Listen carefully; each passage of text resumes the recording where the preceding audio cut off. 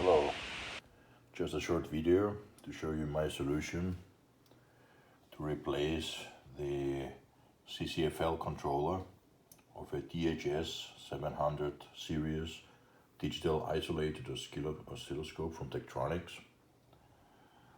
This is the comparison between the used CCFL board converter, and above is my board that I designed for the LED strip. I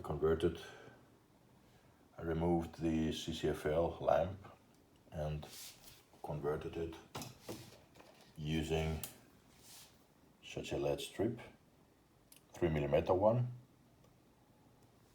very bright.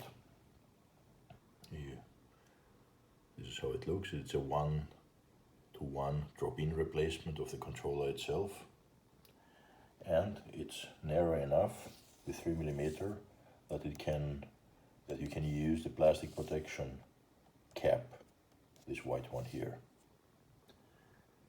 If interested, more information in the link that I will put in the description.